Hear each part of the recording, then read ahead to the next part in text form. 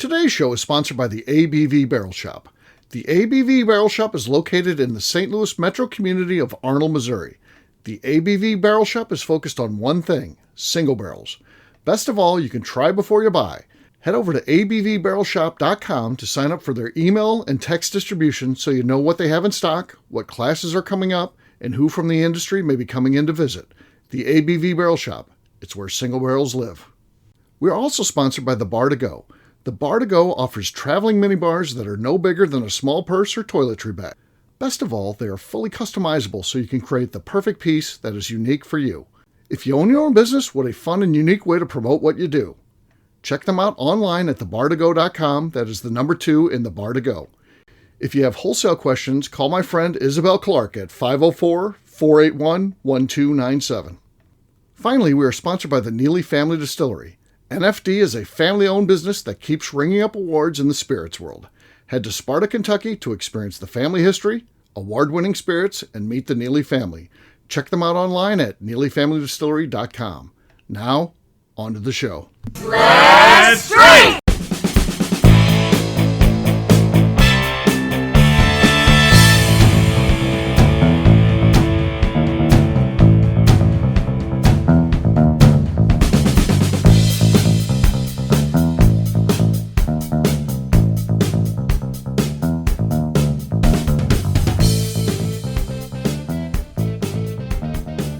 Welcome to the Bourbon Daily, the podcast about everything bourbon delivered to you every day of the week. Today on the show, we discuss the idea of a bourbon Pop-Tart. My name is McNew. Please join me in welcoming my co-host, Steve Akeley, along with our special guests, Kathy Cool and Justine Mays. Hey, gang, what's up?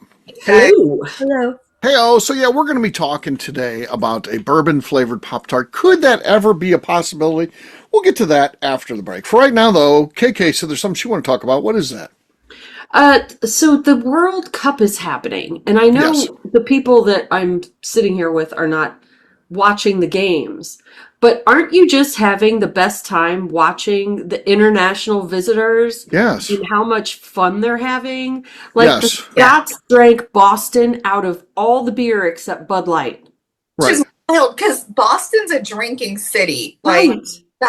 You outdrink the American Irish in Boston. That's crazy work. But I'm loving these reels. I love it. Yeah. And I'm just calling it tourist joy, because it brings me joy to see them having so much It does me too. And I talked about that on a previous show. I like, it feels like we get so beaten up, and again, it's because of our politics, and I don't want to talk politics because it's both sides. We look bad no matter who's in there apparently these days. But I hate that because it feels like people just hate all Americans and America and everything about it, and they think that the place is just crumbling, and they really think this place is, I don't know what to compare it to, like New Orleans after Hurricane Katrina. I think that's what they think it's like. It's just non-rule. There's people running around. Everybody has guns and stuff. They think it's some crazy, and it's so nice to see people coming over here, realizing it's a nice place. The people are friendly, and some of their stuff is really cool and fun and different and pretty awesome. And I do enjoy watching those videos. Yeah. And they're discovering food. They're just like, this is the food. I'm like, yeah, this is why we're all fat. Right. We can eat this every day. Yeah. Like all of it. Donuts and pizza and yeah. clam chowder. There were some guys in Texas that discovered barbecue for the first time and lost their Yeah, mind. how cool is that? Yeah. Even and the guy in the about Buc-ee's, he's like, why do they have grocery carts in a gas station? Well, I haven't quite figured that one out myself yet, my friend. So I'm with them on that. It's a weird phenomenon. And right? the Scots do this thing where they put traffic cones They're on statues. Right. Actually, McNews, she's joining them. So I'm in for that. I saw one over the weekend that said that it had a tracking device on it. So that's McNew's worst nightmare. Yeah. Oh, yeah, I don't need that. No. She doesn't want that. That video you reposted, though, McNew, of that drunken woman falling down with the traffic cone. That was McNew. I don't understand why drunken millennial females value traffic cones. What is that? I don't have any interest in grabbing a traffic cone. I don't know what it is. And she was clinging onto that thing like it's worth $1 million. I know she is. And she's dropping it and she's going over, running and collect it. And yeah. she had the pizza too. You know I love some drunk pizza. I'm just like, Ordered with pepperoni, of course, and you just pick off. yeah. Yeah.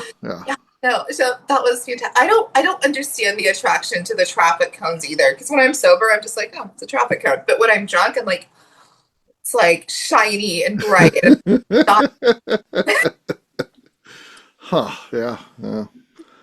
Interesting. That was the best when you picked up that one on Bourbon Street in New Orleans. You know, people have been pissing on that thing and everything else, and there's McNew clinging on to it. Pretty sure I just went to bed and didn't shower till the next day. That's disgusting. Now that I think about it. Oh, it's amazing you're here today. You've lived through all that, so yeah. We're not even sure if you got your teeth brushed that night. Right. Or your contacts taken out. Yeah. KK, was there a question you wanted to ask, or did we already? No, I just wanted to hear about you guys. Oh, if you've seen any fun reels or. Oh yeah. Oh, yeah. It sounds like we're all there with you. We're enjoying it. So. Yeah, no, it takes up so much of it. I'll get in one and I'm like, they're having so much fun. The spots are singing country roads and dive bars and they're just living their best lives. I love it. They're even in our stadiums, and I think they all just assume they're terrible because America, at least certainly on the men's side, haven't been great, so they assume that we're just terrible in our stadiums, and they're going there and enjoying those. I mean, it's cool. It's fun to see. It's fun to see normal people over here experiencing it, not just what's reported typically over there. So that's cool. Yep. I like it. All right. On that note, guess what, gang? It's time to drink. What is everyone drinking? Let's start this time with Justine. I think she hasn't gone first yet, I think. Last time. You went first last time? Yeah. Fuck. I'll go again if you want me to. Go ahead. I have Bardstown Bourbon Company rye. Okay. Oh, that was good. Surprisingly good, because how full is that bottle? It's not very full, is it? Yeah. Half, less than half, somewhere in there. Somewhere in there. Okay. Justine has a solid lead. We'll see what happens. Next up is KK. I'm going to open the Old Monroe maple syrup cask finish because it sounds like it would be a flavor for a bourbon Pop-Tart. Okay. All right.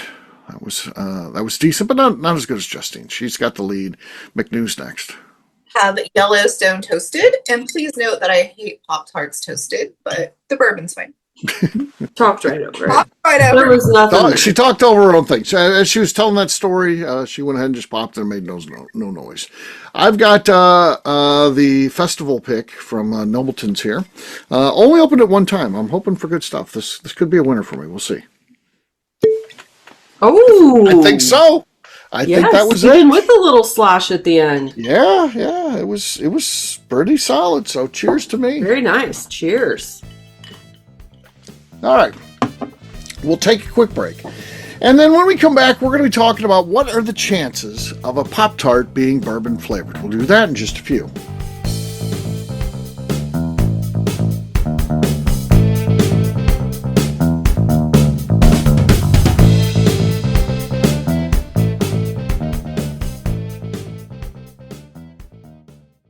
Okay, let's talk about the people that make these shows happen. First up is the Stave and Thief Society. Via their in-person class at Moonshine University in Louisville, Kentucky, the Stave and Thief Society is the place where you, a bourbon enthusiast, can expand your knowledge and emerge an executive bourbon steward. In 2017, I completed my executive bourbon steward certification. It's the most comprehensive bourbon certification available and connects you with an expansive network of bourbon enthusiasts and professionals. Check out the full listing of in-person and online certifications and join the society today by enrolling at staveandthief.com. Speaking of executive bourbon steward certification, the ABV Barrel Shop in St. Louis, Missouri has developed a unique partnership with the Stave and Thief Society to offer a preparatory class to assist you in getting your executive bourbon steward certification. This prep class costs only $25 and is available to take live or online via Zoom. Graduates of our class receive a coupon code good for 15% off your executive bourbon steward certification held in Louisville, Kentucky. This saves you almost $90. Additionally, you can collaborate with fellow attendees to split travel costs when you go to Louisville. If you're interested in signing up for the class, simply head over to abvbarrelshop.com and check out the classes and events page. Last but not least, we are sponsored by Neely Family Distillery. Royce Neely is the 11th generation distiller in one of America's oldest distilling families. A visit to Neely Family Distillery takes you through family history, where you can see all the artifacts and newspaper clippings through the years from this family that started distilling in America after James Neely arrived from Northern Ireland in 1740. Today, Royce Neely and his team are crafting some of the best spirits in America. Their bourbon and absinthe offerings keep winning top honors in the spirits competitions. Recently, their absinthe made history as the first platinum winner in the absinthe category at the San Francisco Spirits Competition. Neely Family Distillery is definitely a bucket list destination if you are a bourbon fan. Learn more about their spirit offerings, visiting their facility, and the awards they have collected over at NeelyFamilyDistillery.com. And now, back to the show.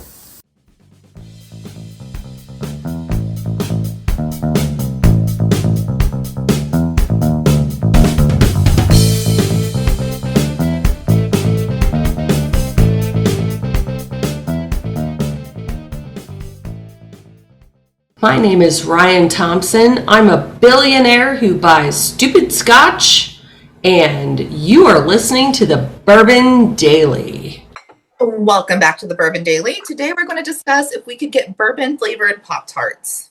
Yes, we are. So, I look at this through two different lenses. On one side, it feels like the flavors of bourbon, kind of brown sugars, caramels, vanillas, are very conducive to making for a great Pop-Tart.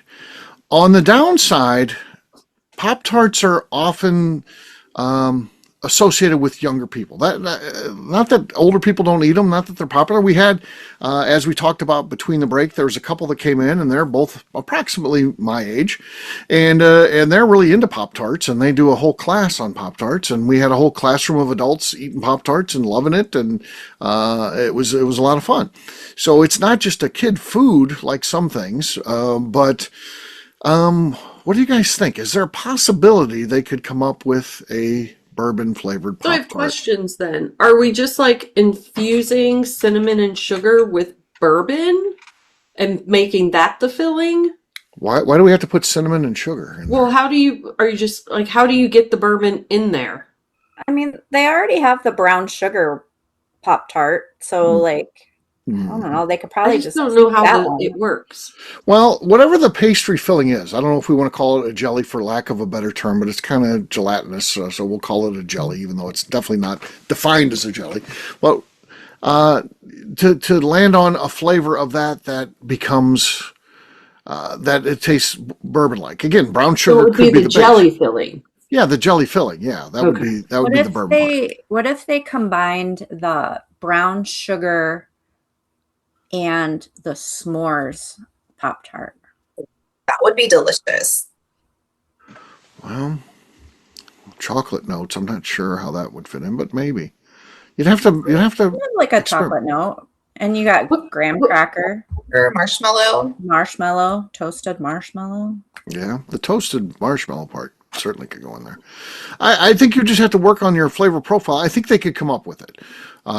Again, what does bourbon taste like? That's always the $1 million question, right? Because bourbon, we know, tastes different. All of our bottles taste different. Even we know that a barrel done side by side on the same day in the same location in the warehouse may taste different. So it's hard to put your finger on exactly what bourbon tastes like. But if they came up with an agreed upon flavor that enough people said that's close enough, or that reminds me of bourbon, that would be the flavor. I feel like it'll just be like the bourbon smelling candles. And everybody be like, that doesn't smell like bourbon. Yeah, no. Everyone would be like, that doesn't. Well, that if you Pop-Tart want doesn't your taste house to like bourbon. smell like bourbon, leave little glasses of bourbon around your house. That works well, actually. Yep. Yeah, that does work well. Find them a couple of days later and you're like, oh shit. Yeah. You walk into a room and you're like, oh, that smells delicious. Some of the best times at the Barrel Shop, we'll have a full class in there, and it'll end at, we close at 8, and it might end at 8:30 or 9 o'clock, and then we have people sticking around because they want to try things. It might be 10 o'clock. We don't want to do all those dishes. We leave them sitting on the table, and we just agree, because usually when we open up the next day, it's quiet in the morning. It's a great time to clean up and all that. But the best times to walk into the shop is the next morning, because you have probably hundreds, 200 to 300 glasses that are filled with, even if you consume all the bourbon out of there, there's enough remnants that even an empty glass smells. So there are people that leave bourbon. It's a great smell in the store. That's the best time to click the key, open the door, and it's like, whoa, this is nice. Yeah. I think you could do it if you get the jelly infused with enough of the bourbon. Uh-huh. And then I guess your icing would be vanilla. Yeah. Because you guys have to have your icing on your Pop-Tarts. Right. Like normal people. Yeah. And Right. sprinkles. We're not serial killers. Yeah. Yeah. We're not KK or Garth Brooks. We don't have bodies. Everyone like icing. So then it comes down to morally, is there an issue then? Is there a problem with, you're okay, there's cherry, there's the new blueberry lemon That's one. up to the parents. The parents have to parent. I was going to think there might be an issue, but you have bourbon ice cream. There's like bourbon pecan ice cream. We do. We have wine. And there's not like alcohol. It's not going to have an ABV. There's no ABV to it. Right. Yeah. I think maybe, possibly.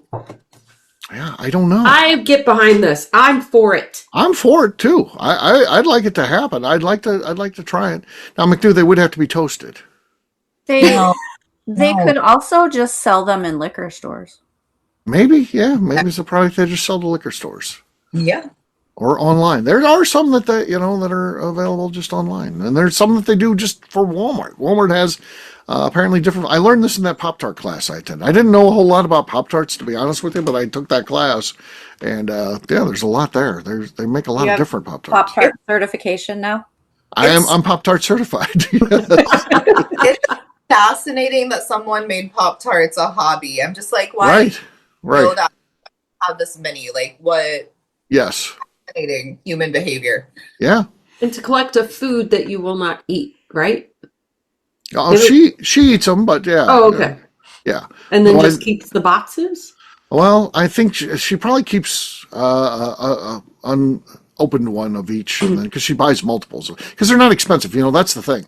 Yeah. Being a Pop-Tart collector, it's not like you're buying cars or something like that. So how long? Here's my question. How long do you collect them for? I don't know. Because we all know that there are 8 million different types of preservatives in there, and I'm sure the shelf life is probably like 5 years. Pretty good, yeah. Yeah. After that, if you've been collecting Pop-Tarts for 20 years, I mean, You're talking to people who have bourbon collections. Right. That they have been collecting for a long time. Right, but bourbon doesn't expire. It's not going to turn. Well, we say this, and then we're going to open up the news one day, and it'll be woman sells Pop-Tart collection for $1.8 million. We'll be like, shit, what the hell we do with the bourbon thing? We should have been the Pop-Tart people. Been in the Pop-Tart. There isn't a suggested expiration date on bourbon. Right. We all know the expiration dates are just a suggestion. You don't have to go by it. Right. I don't think Pop-Tarts expire. I think they're I'm not those going to eat one McDonald's from hamburgers that 1970. put under glass and live forever. They probably can, actually, just live forever. But, yes, yeah. What if you did an experiment? I want to just place one on a plate, in a closet. Actually, that'd probably get me ants. I don't want to do that. Oh, no, you're going to get ants. I want to leave one out somewhere and see how long it still looks like a Pop-Tart. Well, she keeps them in the sealed packages. Right. I think it's more of a collectible just to have it. I don't think there's people who collects. I was into sports memorabilia, and a big thing would be to collect Wheaties boxes, unopened, with famous athletes on them. And the idea wasn't I'm buying this because I'm going to eat this cereal down the line. How good is it good for? It's just I'm collecting it because the box has this athlete on it. So if you're a Pop-Tarts collector, and again, I don't think there's very many of them. I wouldn't think. No, I bet they have conventions. They probably do. And, the thing that she plays off of, too, Pop-Tart, I guess, is kind of, I don't know, like a tart sometimes is used for a sexy woman. So the Pop-Tart class is like a pinup girl. She uses pinup girl stuff in the class. Cute. So it's because it's a Pop-Tart. I don't know. So it's like a pinup girl themed Pop-Tart class. I know everyone would sign up for it, right? If I was like, we're going to go on a national tour. I'm going to get a bus, and we're going to drive around and do this. I think people would attend. It's just interesting enough. Yeah. It's just like, it's nostalgic. Like, I haven't ate a Pop-Tart in so long. I'm just kind of like, yeah, I want to be a kid and eat a Pop-Tart again. Yeah. Pop-Tarts reach out to me. Maybe I'll do that in my retirement. They got the Wienermobile, you know, and I'll be driving They around have the Pop-Tart bowl. It's gonna look like a toaster with 2 Pop-Tarts popping out of there. And yeah. Strawberry ones with frosting and sprinkles. Okay. Yeah, the best ones. That's the best one. I do like the strawberry ones. I still think the cherry's the best one though for me. So I like cherry. Strawberry's my favorite, but cherry is a close second. Okay. I like strawberry. I'd probably reverse that for me, but I do like both of those. Yeah, I like the strawberry, and they had. I like the blueberry ones too. They used to have like an ice cream sundae one that I really liked. I don't know if they still. McNeil, you got to start toasting them though. That's the thing. No, I don't want that jam to be hot and gooey. That's disgusting. That's the best part. Exactly. It's so good. It's disgusting. I don't want hot jam in my mouth. That's disgusting. Do you break off all the dough edge? Because that's toasted. It's more edible. The dough. I mean, I've eaten an untoasted Pop-Tart before. I like the toasted better, but the dough is kind of weird if you're not toasting it. I take that all off and give it to my dogs, and they like best day. But then I just eat the like icing part. Okay. Mm-hmm. Now I want to go to the store and get Pop-Tarts. Yeah. More Pop-Tarts. Yeah. When I wrote the show, the next time I went to the grocery store, I bought 2 boxes of Pop-Tarts. So, yeah. Did you get the right kind? Yeah, I got the right. Doesn't the warden have like a Pop-Tart? Well, yeah, because I don't buy the ones she likes because she'll just eat them. So she likes like the s'mores ones. I don't know. There's no Pop-Tart overlap between us. So we know whose Pop-Tarts are which. I like the 3 of them. I like strawberry, I like cherry, and I like blueberry. Those are the 3 I like. And she doesn't like any of those. So. That's kind of a win to not like the same Pop-Tart right. that you live with, because they're like, those are mine. You won't be stealing them. I know they're there when I want them. Right. What happens to me though? Hiding the evidence of Pop-Tarts like he does the cookies. Oh well, yeah. That's a whole nother story. But yeah, with the Pop-Tarts, the situation is different though. When I run out of Pop-Tarts, that's it. I don't like her. I don't like the chocolate chip one she likes. I don't like the s'mores. When she runs out, she'll start eating mine, and that's where I get mad because then mine are out, and then it's like shit. Well, I don't even eat them that often, and then they're out, and she's like, well, I ate them. But like, yeah, the cookie thing, that's a story that just keeps living on. So yeah, she had those tag-alongs, and I found them because she was out of town, and I ate a box because she only had 1 tag-along box in her hidden stash in the laundry room, which I don't typically go in because it's the food pantry / laundry room. So I do the outdoor cooking. I don't really do a lot of the indoor cooking. When she's out of town, I had to go in the pantry to find some food. And I look in there and I was like, oh, there's her Girl Scout stash. Oh, there's a thing of tag-along. So I grab it and I eat them. And then I took the box into the shop because I was like, I don't want to get caught like it's in the trash can or something. And then the funny thing would think, oh, I must have eaten those. Right. That's what I thought was going to happen. In my mind, 3 months down the road, it's going to happen. So literally, for those in the audience that haven't heard this story, so literally, if you come into my house, you come in through the garage, which you walk in straight into the kitchen. To the right is would be like the kitchen stove, or the laundry room is on off to the right as well. And to the left would take you into the bulk of the house, but the first stop on the left would be the den. So I'm sitting in the den on my recliner watching YouTube when she gets in, and I think I haven't seen her for a week. I'm sure she's going to come in and say hello to me. No, I hear her head into the kitchen. She takes a right. And then I hear her open up the laundry room door. And I thought, what the hell's going on here? And then I hear, who the fuck ate my tag-alongs? Open your She didn't even say hi to me or anything. I got busted in less than a minute. Like there was an option of somebody else. You're the only one. I know, I'm the only one there. Somebody broke into the house. That's what you could have said. Right. Somebody broke into the house and stole all the cookies. I don't understand. I didn't even know that you had tag-alongs. Right. How could I know that Wait a minute. You have a secret stash in the laundry room? I don't go in the laundry room. Yeah, that's the whole thing. I bet she has a new place, a new hiding Probably place. Probably does. I haven't looked. She's out of town again. I'll have to go look. Yeah. I'm not going to eat the cookies, though. I know that. I thought it was going to be 3 months later. She go, and then she's going to be like, Maybe I ate those. I don't think I did. But it would be like where she'd be polite and not say anything because she's like, I can't remember if I ate those or not. No, in no point did I think she's going to walk in the store, into the house, walk to the laundry room and scream at me. I had backfired gloriously for you. I just went through the house and like make it all like disheveled and like put stuff all over the place and be like, somebody broke into the house and all they stole were the tag-alongs. You know what? I filed the police report. Like, sometimes, like when you're traveling and like you remember you have a certain food or drink at home, you're like, I cannot wait. That's what she said happened. Of all things, that's what she wanted. She knew it was there. This was just like 3 weeks ago. This wasn't that long ago, and the Girl Scout cookies came out in like February. So, what are the chances that's the thing she's going to be fixated on? When she gets out of it, she was saving. She's got a camera in that laundry room somewhere. Maybe. So you take her tag-alongs. That's why I got busted. You're I don't know. it'll be like Mission Impossible, and there's like little red lasers. Yeah. All over. It's suspicious, that's for sure. I just can't believe it worked out that way. It's really weird. I love that. Yeah. Oh, yeah. Good times. All right. On that note, we'll wrap this one up as we always do by talking about where people can find us. KK, we'll start with you. Where can people find you? You can find me on Instagram at KKCastStrength. All right. Justine. You can find me on Instagram at JA_Maze. McNew. On Instagram at McNew ABV. All right, for me, I'm an easy guy to find at Steve Akeley across all social media, abvnetwork.com. That's where we put all of our content for our programs and shows. And you can check out our catalog of 5,000 or so podcasts over at abvnetwork.com. Head over to abvbarrelshop.com. That's where we keep our inventory, what's out there, what we have in the store. We also have what events are coming up and who's coming in, all that kind of good stuff. Again, abvbarrelshop.com. Also, please check out Bourbon Sasquatch on YouTube.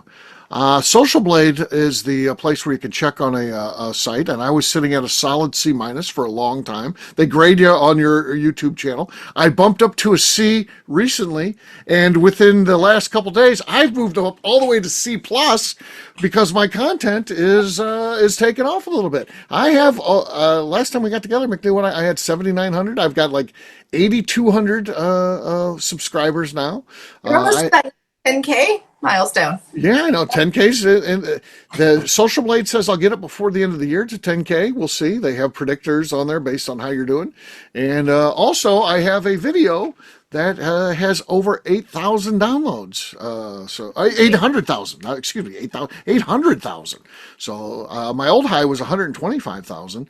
That was a Jason Rack video. This one features Demetrius Kane, over 800,000. So yeah, that's cool. If you get to like an A-, are you going to print off the grading and like hang it on the refrigerator? Well, of course. It's like my schoolwork. Yes. I'm pretty happy with the C+. I got to be honest with you. I may need to print that off. That's a good idea. Hang that on the fridge. I got a C+. You know what? C's get degrees. Exactly. I'm pretty happy with that. I was sitting at a solid C-. You should see if your mom will pay you for good grades. My grandpa, you know what? Take that into Pizza Hut and ask them for your personal pan pizza. Yeah, be like, book it. Yes, look at the C+. It's amazing. Yeah. So it's exciting. It's exciting. So very cool. All right, McNew. Anything else to say before we get out of here? I'd like to remind the audience to please give us a 5-star review. That includes comments. It helps new people find the show, which is very important to us. And if you like what we're doing, we ask that you please visit our Patreon page at patreon.com/the ABV Network. Great job today, gang. For our audience, we'll have a brand new show for you tomorrow. Looking forward to that. Until then, take care, everybody. See ya. Bye. Bye.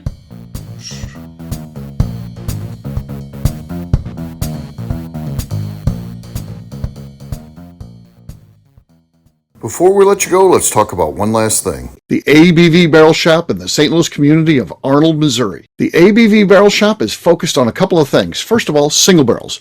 We are the place where single barrels live. We go to distilleries, taste through the whiskey, select the best barrel, and have it shipped to our store where we present it to you, our customers, by allowing you to try before you buy. We're also known for the classes that we have in our education center in the store, as well as the events we have with industry professionals from the bourbon business. If you are in the St. Louis area, please come by and visit us at 6 Fox Valley Center in Arnold, Missouri. Or at a minimum, at least sign up for our email and text distribution so you know exactly what's going on in our shop over at abvbarrelshop.com. This is Steve Akeley, owner of the ABV Network, signing off. We thank you for listening to our programming and truly appreciate your support. The Bourbon Daily is part of the ABV Network. For more information or to become a sponsor, please visit abvnetwork.com. Thanks for listening and cheers. This has been a Steve Akeley production.